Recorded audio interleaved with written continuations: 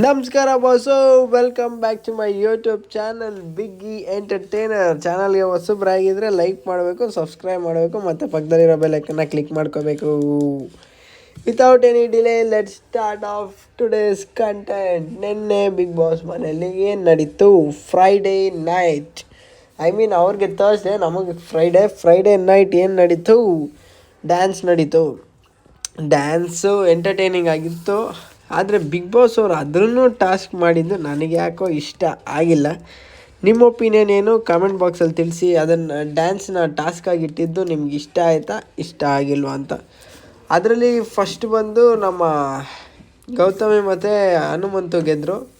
Second ಬಂದು ಯಾರು ಗೆದ್ದಿದ್ದು? ಸೆಕೆಂಡ್ ಬಂದು ಚೈತ್ರ ಅವರು ಮತ್ತು ಶಿಶಿರ್ ಅವರು. ಅದಾದಮೇಲೆ ಫಾಲೋಡ್ ಬೈ ಭವ್ಯ ಮತ್ತು ತ್ರಿವಿಕ್ರಮ್ ಬಂದು ಫೋರ್ತು. ಆಮೇಲೆ ಅನುಷಾ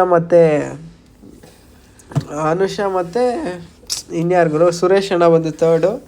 ಲಾಸ್ಟಲ್ಲಿ ಧರ್ಮ ಮತ್ತು ಐಶ್ವರ್ಯ ಅವರು. ಅದಾದಮೇಲೆ ನಿನ್ನೆ ಪೈಪೋಟಿಗೆ ಇಬ್ಬರನ್ನ ಇಳಿಸಿದ್ರು ಟಾಸ್ಕಿಗೆ ಬಿಗ್ ಬಾಸ್ ಅವರು. ಭವ್ಯ, ತ್ರಿವಿಕ್ರಮ್ ಮತ್ತು ಇನ್ನಿಬ್ಬರು ಯಾರು, ಭವ್ಯ, ತ್ರಿವಿಕ್ರಮ್ ಆ್ಯಂಡ್ ಗೌತಮಿ ಹಾಗೂ ಹನುಮಂತು, ಇವರಿಬ್ಬರನ್ನ ಕ್ಯಾಪ್ಟನ್ಸಿ ಟಾಸ್ಕಿಗೆ ಸೆಲೆಕ್ಟ್ ಮಾಡಿದ್ರು. ಯಾಕಂದರೆ ಗೌತಮಿ ಮತ್ತು ಹನುಮಂತು ಅವ್ರ ಹತ್ರ 600 ಪಾಯಿಂಟ್ಸ್ ಇತ್ತು, ಭವ್ಯ ಅವ್ರ ಹತ್ರ 500 ಪಾಯಿಂಟ್ಸ್ ಇತ್ತು. ಸೊ ಅವರಿಬ್ಬರು ಕ್ವಾಲಿಫೈ ಆದರು. ನಿನ್ನೆ ಗೌತಮಿಯವರು ಅಳ್ತಾಯಿದ್ರಪ್ಪ. ಏನಕ್ಕೆ ಅಳ್ತಾಯಿದ್ರು ಅಂದರೆ, ನನಗೆ ಗಿಲ್ಟ್ ಇದೆ, ಹನುಮಂತು ಅವ್ರನ್ನ ಬಿಟ್ಟು ತ್ರಿವಿಕ್ರಮ್ಗೆ ಹೋದೆ, ಆ ಮನುಷ್ಯನ ಸೆಲೆಕ್ಟ್ ಮಾಡಿದಾಗೆಲ್ಲ ನನಗೆ ಹಿಂಗೆ ಆಗುತ್ತೆ. ಇದು ತುಂಬ ದೊಡ್ಡ ತಪ್ಪು, ತುಂಬ ರಾಂಗ್ ಸ್ಟೇಟ್ಮೆಂಟ್ ಇದು. ನಾನು ಒಪ್ಪಲ್ಲ ಈ ಸ್ಟೇಟ್ಮೆಂಟ್ನ. ಒಂದು ಪಾಸಿಟಿವ್ ಮೈಂಡ್ಸೆಟ್ ಇಟ್ಕೊಂಡಿರೋರು ಏನಕ್ಕೆ ಒಬ್ಬ ವ್ಯಕ್ತಿ ಬಗ್ಗೆ ಮಾತಾಡ್ತೀರಾ ಅಲ್ವಾ? ನಾನು ಮಾಡಿದ ತಪ್ಪಿಗೆ ನನಗೆ ಗಿಲ್ಟ್ ಇದೆ ಅಂತ ಹೇಳಬೇಕು. ಅದನ್ನು ಬಿಟ್ಟು ಆ ವ್ಯಕ್ತಿನ ಚೂಸ್ ಮಾಡಿದಾಗೆಲ್ಲ ಹಿಂಗೆ ಆಗುತ್ತೆ ಅನ್ನೋದು ಸರಿ ಕಾಣಲ್ಲ. ಅದಾದಮೇಲೆ ಬಿಗ್ ಬಾಸ್ ಅವರು ಇಬ್ಬರು ಜೋಡಿಯಲ್ಲಿ ಒಬ್ಬೊಬ್ಬರು ಮಾತ್ರ ಕ್ಯಾಪ್ಟನ್ ಆಗೋಕ್ಕೆ ಸಾಧ್ಯ ಅಂದರು.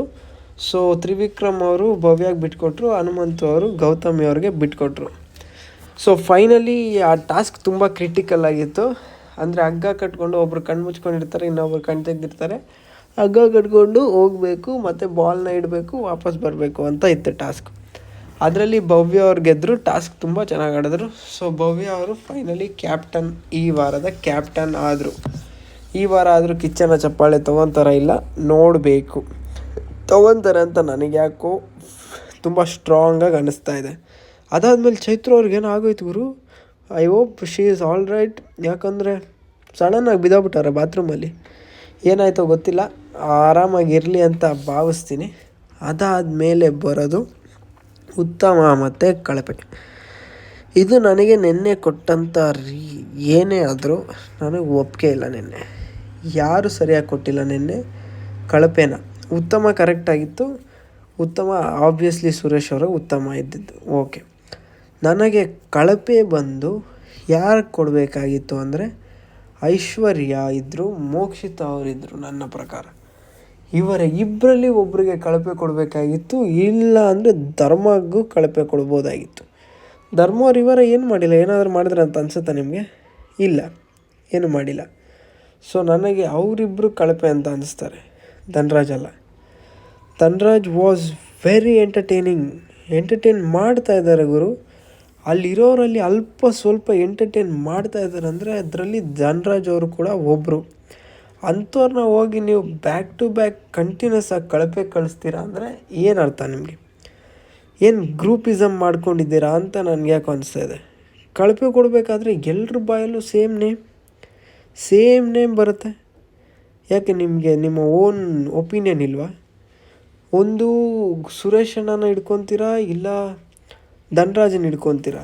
ಅದನ್ನು ಬಿಟ್ಟರೆ ಬೇರೆ ಯಾರಿಗೂ ನಿಮಗೆ ಕಳಪೆ ಕೊಡೋಕ್ಕೆ ತಾಕತ್ತೇ ಇಲ್ವಾ ಅಂತ.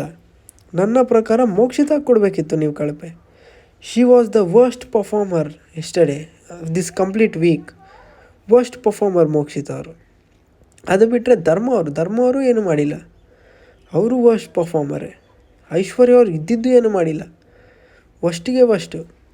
ಅವ್ರಿಗೆಲ್ಲ ಬಿಟ್ಟು ನೀವು ಧನ್ರಾಜ್ ಅವರು ಸಿಕ್ಕಿದ್ದಾರೆ ಅಂತ ಹಾಕ್ಕೊಂಡು ರುಬ್ಬೋದಲ್ಲ.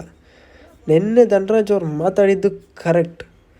ಹಂಗೆ ಮಾತಾಡಿ ಧನರಾಜ್ ಅವ್ರು ಹಂಗೆ ಮಾತಾಡಿದ್ರೆ ಅವರೇ ವಿನ್ ಅಲ್ಲ ಫೈನಲ್ವರೆಗೂ ಹೋಗ್ತಾರೆ. ಮಾತಾಡಬೇಕು, ಇಲ್ಲ ಅಂದರೆ ವೇಸ್ಟ್ ಆ ಮನೇಲಿ. ಮಾತಾಡಿಲ್ಲ ಅಂದರೆ ಏನೂ ಆಗಲ್ಲ. ಮಾತು ಯಾವಾಗ ಶುರು ಮಾಡ್ತಿರೋ ಆವಾಗಲೇ ಆ ಬಿಗ್ ಬಾಸ್ ಮನೇಲಿ ಉಳಿಯೋಕ್ಕಾಗೋದು ಅಂತ ಹೇಳ್ತಾ, ನಿನ್ನೆ ನಡೆದಿದ್ದ ಕಳಪೆ ವಿಚಾರ ನನಗಂತೂ ಒಂಚೂರು ಇಷ್ಟ ಆಗಿಲ್ಲ. ನಿಮಗೇನು ಅನಿಸ್ತು ಕಾಮೆಂಟ್ ಬಾಕ್ಸಲ್ಲಿ ತಿಳಿಸಿ ಅಂತ ಹೇಳ್ತಾ ಇವತ್ತಿನ ವೀಡಿಯೋನ ಇಲ್ಲಿಗೆ ಮುಕ್ತಾಯ ಮಾಡ್ತಾಯಿದ್ದೀನಿ. ವಿಡಿಯೋ ಇಷ್ಟ ಆಗಿದ್ದರೆ ಲೈಕ್ ಮಾಡಿ, ಸಬ್ಸ್ಕ್ರೈಬ್ ಮಾಡಬೇಕು ಮತ್ತು ಪಕ್ಕದಲ್ಲಿರೋ ಬೆಲ್ಲೈಕನ್ನ ಕ್ಲಿಕ್ ಮಾಡ್ಕೊಳ್ಳಿ.